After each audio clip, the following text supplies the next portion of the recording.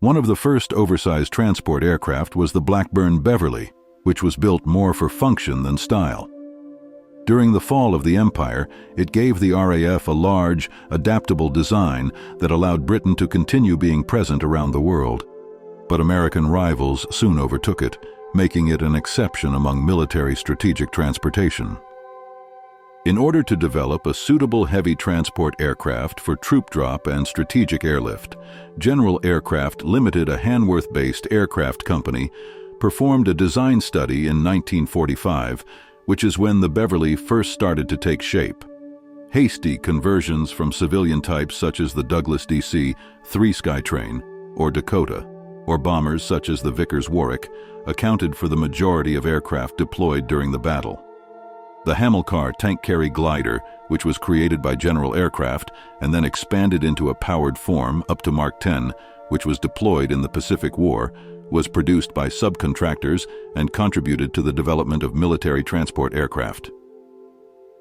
Based on their experience with the Hamilcar General Aircraft, the business created a twin-fin for engine-fixed undercarriage pod and boom aircraft with a removable cargo compartment.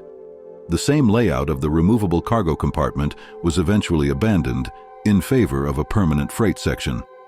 The business proposed a more refined version of their concept, the GAL 60, in response to the Air Ministry's specification C-346 for medium-range tactical transport, all-purpose freighter.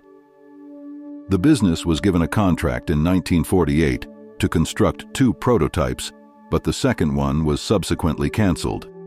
The company's limited assembly capacity for powered trainers and tiny gliders created logistical challenges throughout the contract term. In an effort to resolve these problems, the business looked for a partner, and discussions with Yorkshire-based Blackburn Aircraft Ltd, a reputable British aviation firm with a track record of producing fighters and bombers, were the result. The 1938 Blackburn Rock, the 1938 Blackburn Botha, and the 1915 Blackburn twin Blackburn Zeppelin Hunter are just a few of the legendary aircraft that designer Blackburn is credited with developing. These aircraft were all notorious for having underpowered engines, unstable designs, and poor vision. These planes were often employed for a range of tasks, including bombing missions. On January 1, 1949, Blackburn and General Aircraft Ltd amalgamated with the aim of augmenting their assembly line and engaging in the strategic transport of general aircraft. This provided access to Blackburn's larger-than Hanworth airfield facilities at Bruff, home of General Aircraft. In order to keep the tail fins from hitting the hangar roof, the first prototype had to be dismantled, transferred to Bruff, and then rebuilt. This presented difficulties. On June 20, 1950, the GAL 60, a basic, unpressurized prototype, took off from Bruff for the first time. When it proved to have great flying qualities, Boscombe Down was given it to try out handling. Due to the model's popularity, a better designed prototype was created and released as the Whiskey Zulu 889. This modified aircraft had an expanded tail boom for passenger accommodations, a revised rear fuselage, and Bristol Centaur's engines in place of the original Bristol Hercules power plans. A wing was placed above a large 2-story fuselage in the Beverly, a cantilever monoplane. The landing gear arrangement was modified from huge single main wheels to twin wheels on the nose leg and 4-wheel buggies on the main legs. The rear cargo doors were also altered from horizontal to horizontal. To better fit the tough field operations anticipated in service, this modification was developed. The wing was installed atop a large 2-story fuselage, and the hydraulically driven ramp took 2.5 minutes to descend. The B-100 was a military aircraft with a 2-deck fuselage that could accommodate a passenger-carrying tail boom and a freight compartment measuring close to 6,000 cubic feet. For optimal cooling and reduced drag, the engine nacelles were positioned low on the wing. Large, slotted trailing edge flaps that were electrically controlled and synchronized were attached to the wind's trailing edge, and the motors were 14 feet in diameter, 4-bladed rotor hole constant speed, reversible pitch propellers.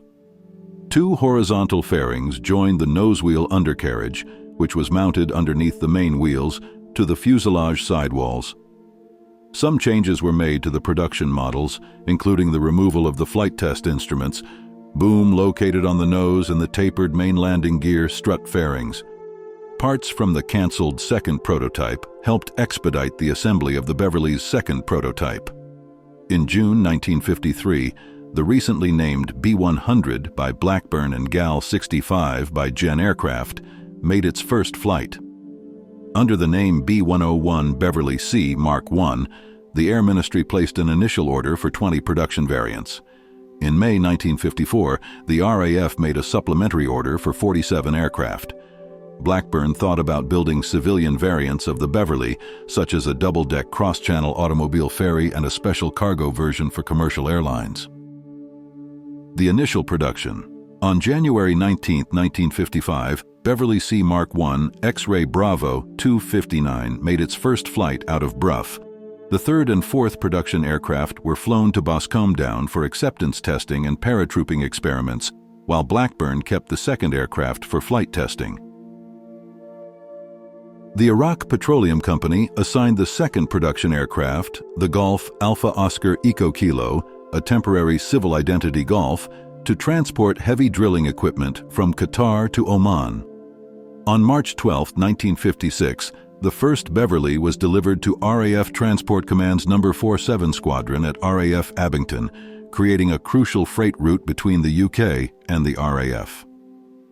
RAF Abington, RAF Akrotiri, and RAF Thorney Islands Blackburn Beverley Squadron was assigned to a number of tasks, such as delivering humanitarian aid in South Vietnam, conducting airlift missions during the Mau Mau insurrection, participating in Operation Vantage in the Persian Gulf, and managing the Aden emergency from 1963 to 1967.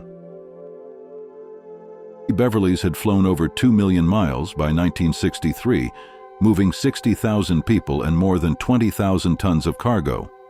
But the 1956 introduction of the Lockheed C-130 Hercules kept the Beverly from becoming the industry standard and being supplied to air forces throughout the globe. The Lockheed C-130 Hercules, which joined the U.S. Air Force in December 1956, outperformed the equipment in terms of size and usefulness. With Allison T-56A 15 turboprop engines, Lockheed created a more efficient design called the Hercules, which almost brought the company to its knees. In contrast, the Beverly was powered by 28 50-horsepower Bristol Centaurus engines. With a top speed of 370 miles per hour, the Hercules was more suited for scenarios in which the plane would come under fire from enemy interceptors or anti-aircraft guns, whilst the Beverly was better suited for tactical supply drops and low-speed parachute landings. In such cases, the Beverly was a sitting duck. Although the RAF first used the Belfast and Beverly, the Hercules outperformed its British competitors in terms of speed and usefulness. In 1966, 242 Squadron at RAF Folly Island received the first C-130. The Blackburns were withdrawn when the American Medal and Hawker Siddeley Andover quickly took the place of the Bentleys. Early in 1967, the first units were taken out and flown to RAF Shawbury to be scrapped. In December 1967, the final Beverly units were taken out of service and replaced at RAF Cellular by new handovers. In the early 1970s, the Royal Air Force bought the last remaining Beverly aircraft, together with a low-cost carrier cable line, for the emergency delivery of Rolls-Royce RB-211 engines in the event that the Lockheed L-1011 TriStar Jet airliner's power units failed. But the aircraft never saw service in this capacity. The South End Historic Aviation Museum first avoided 3 Beverleys: X-Ray Hotel 1, X-Ray Hotel 2, and X-Ray Bravo 259. However, because of their size and cramped quarters, they were only shown outside in the British weather, where they quickly deteriorated. Eventually, the aircraft was disassembled in Singapore. Massive cargo plane Blackburn Beverley served as important military and relief tool. However, compared to the C-130, its weak engines and slow performance resulted in low sales and an early replacement. The aircraft eventually faded into oblivion, because of its primary duty and tactical scenarios, which prevented it from competing with the more agile and adaptable Hercules.